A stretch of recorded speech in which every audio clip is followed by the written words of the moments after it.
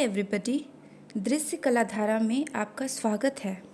तो आज हम इस वीडियो में विजुअल आर्ट के उन क्वेश्चंस पर नज़र डालेंगे जो कि नेट एग्ज़ाम में कई बार दोहराए जा चुके हैं। आज हम स्पेशली प्रिंटिंग के क्वेश्चन को सॉल्व करेंगे। ये क्वेश्चंस दूसरे भी कॉम्पिटिटिव एग्ज़ाम में हेल्पफुल होंगे। तो चलिए फिर वीडियो को शुरू करें। ओके, तो आपका पहला सवाल है, इंटाग्लियो का व्यावसायिक रूप है। ऑप्शंस: स्टेंसिल, इम्पेस्टो, ग्रेव्योर या एनिमेशन। और सही आंसर है ग्रेव्योर। हम इंटाग्लियो के बारे में थोड़ा जान लेते हैं कि इंटाग्लियो आखिर है क्या। ओके, तो प्रिंटिंग करने के कई तरीके होते हैं, जैसे कि रिलीफ, इंटाग्लियो, प्लेनोग्राफी और स्टेंसिल। इंटाग्लियो प्रिंट मेकिंग की वो टेक्निक है जिसमें प्लेट के अंदर की सतह से प्रिंट लेते हैं, इसलिए इसका दूसरा नाम अंतः सतह प्रक्रिया भी है।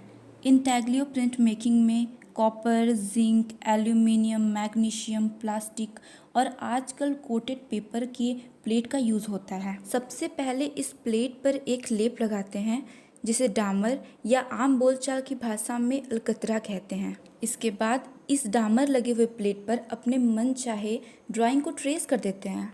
इस डामर लगे प्लेट से नीडल या टूल की हेल्प से खुरच कर मन चाहे ड्राइंग के हिसाब से डामर को हटा दिया जाता है।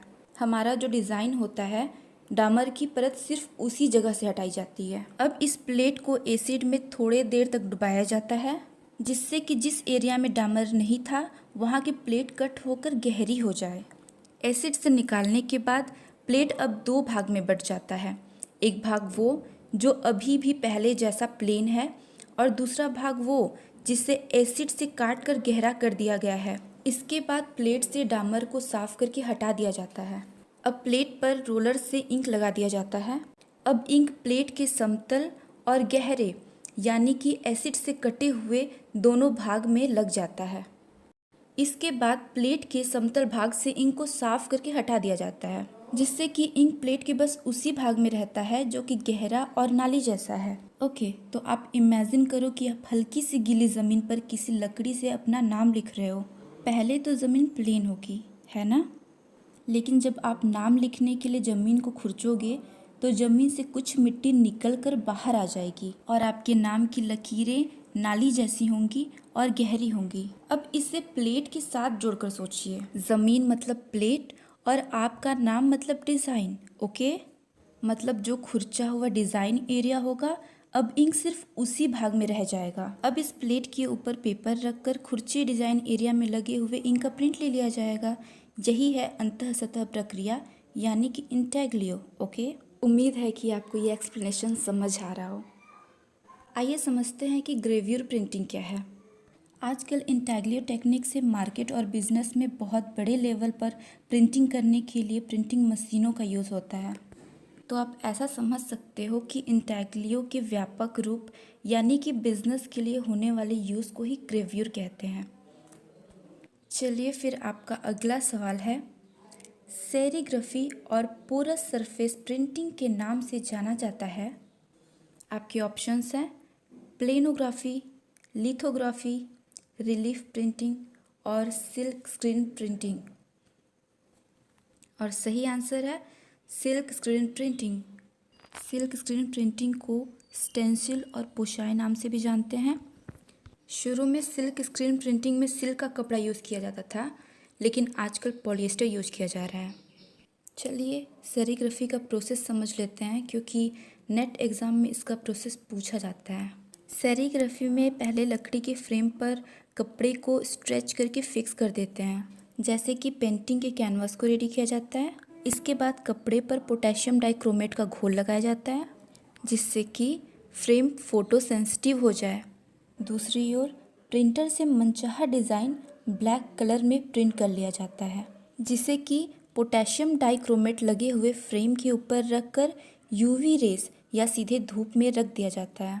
कुछ देर बाद डिज़ाइन का ब्लैक एरिया वैसे ही रह जाता है, लेकिन ब्लैक डिज़ाइन के अलावा पूरे स्क्रीन पे कपड़े के छिद्र बंद हो जाते हैं। अब इस फ्रेम को धो दिया जाता है जिससे कि ब्लैक डिज़ाइन वाले एरिया से पोटेशियम डाइक्रोमेट धुलकर निकल जाए और वहाँ के छिद्र खुल जाएं। अब फ्रेम के कपड़े को दो हिस्सों में समझा जा सकता है, एक वो जिसमें छिद्र खुले हों और दूसरे वो जिसमें छिद्र बंद हों। खुले छिद्र वाला जगह हमारा डिज़ाइन क्षेत्र होता है। यहीं से रंग कपड़े से छनकर प्रिंट लेने वाले धरातल पर जाकर लगता है।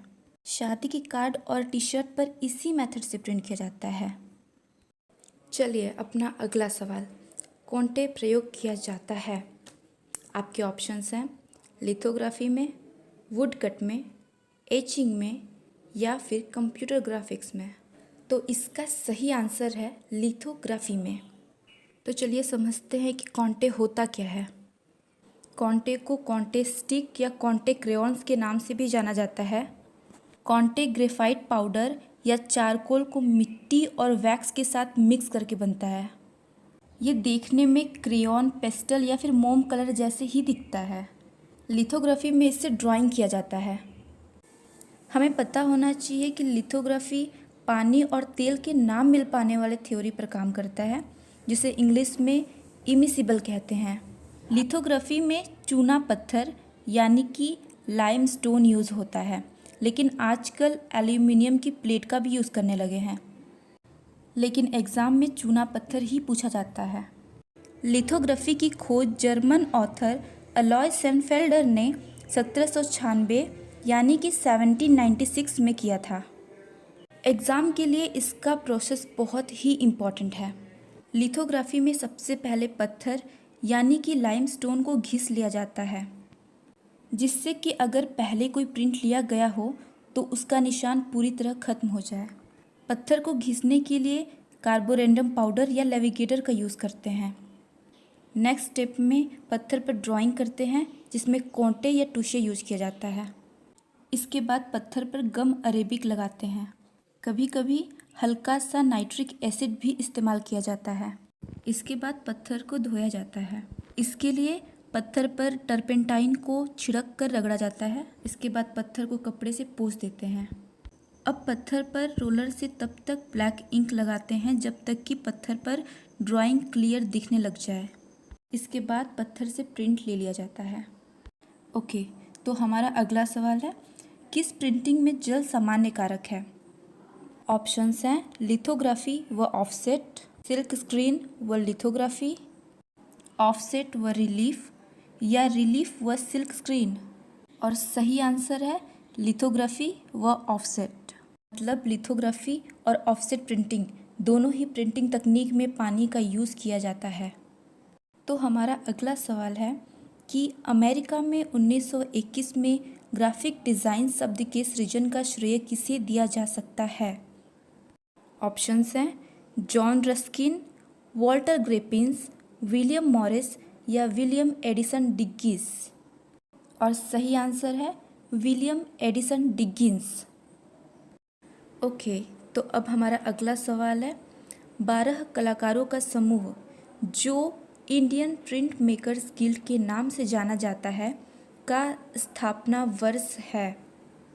हमारे ऑप्शंस हैं 1970, 1980, 1990 या 2000।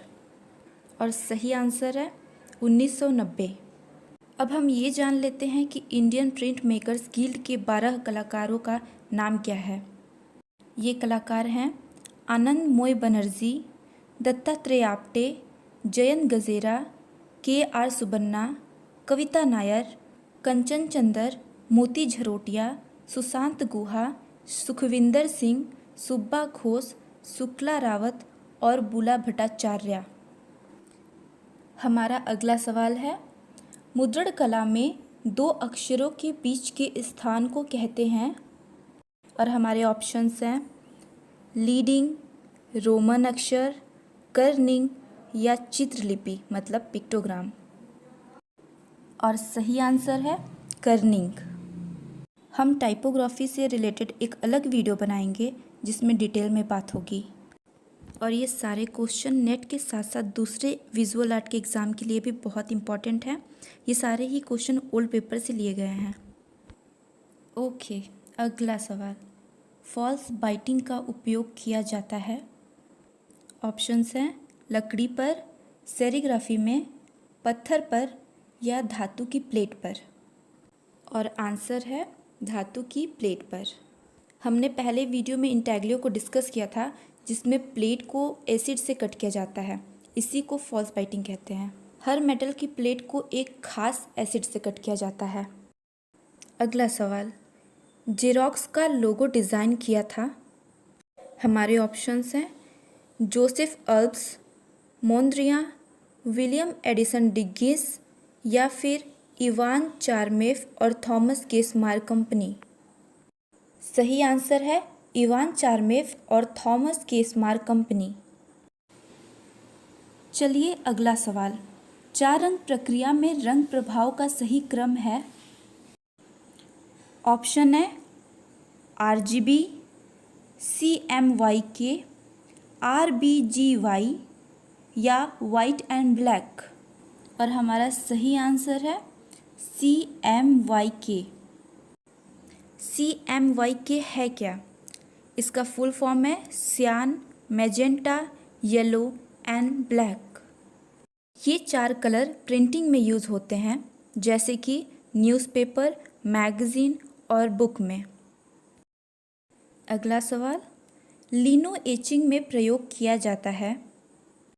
ऑप्शन है potassium dichromate, aniline dye, sodium hydroxide या फिर कार्बोनेट।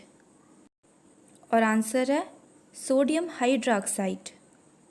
अब अगला सवाल, जो कि बेसिक है लेकिन बहुत इम्पॉर्टेंट है। क्वेश्चन है कि प्रथम समाचार पत्र का मुद्रण हुआ? ऑप्शन है मद्रास में, कलकत्ता में, बम्बई में या लाहौर में। सही आंसर है कलकत्ता में। अगला सवाल, ट्रेडल, प्लेंटेन, सिलेंडर, रोटरी मशीनें प्रयुक्त होती हैं? ऑप्शन है लेटर प्रेस, ऑफसेट प्रेस, ग्रेव्यूर या सेरीग्राफी। और सही आंसर है लेटर प्रेस। अगला सवाल है, लेटर प्रिंटिंग में रिजोल्यूशन की इकाई होती है? ऑप्शन है DPI, charge couple device, LED या कॉम्प्रिहेंसिव। और सही आंसर है DPI, जिसका फुल फॉर्म है डेप्थ पर इंच। अगला सवाल, किसने सर्वप्रथम प्रिंट विज्ञापन हैंडबिल या पोस्टर के रूप में किया था? ऑप्शन है William Wordsworth, William Langer, William Frederick या विलियम कैक्सटन। सही आंसर है विलियम कैक्सटन। अगला सवाल, 1956 ईस्वी में दुनिया की पहली फोटोकॉपी मशीन जीरोक्स 914 का आविष्कार किसने किया था? ऑप्शन है James Lord, MS Subbulakshmi, Chest Carlsen या लुइस हैमिल्टन। और सही आंसर है चेस्ट कार्लसन। अगला सवाल है, नाइट्रिक अम्ल किस धातु में एचिंग के लिए प्रयुक्त होता है? हमारे ऑप्शंस हैं कॉपर, स्टील, एल्यूमिनियम या लोहा। और सही आंसर है कॉपर। अगला सवाल, प्रिंट के लिए कागज़ की लुगदी के माध्यम का प्रयोग किसने किया? हमारे ऑप्शंस हैं सोमनाथ होर, कृष्णा रेड्डी, ज्योति भट्ट या फिर अमरनाथ सहगल। इसका सही आंसर है सोमनाथ होर। हमारा आज का अगला और आखिरी सवाल, भारत में वुड इंटाग्लियो की समकालीन छापा चित्र प्रक्रिया प्रारंभ किसने की? ऑप्शंस हैं अमरनाथ सहगल, यामिनी राय, सनतकर या A रामचंद्रन। इसका आंसर है सनतकर। उम्मीद है कि वीडियो आपको पसंद आया हो और कुछ नई जानकारी भी मिली हो। आज की वीडियो यहीं ख़त्म करते हैं। आप खुश रहो, अपना ख्याल रखो, फिर मिलेंगे। तब तक के लिए बाय।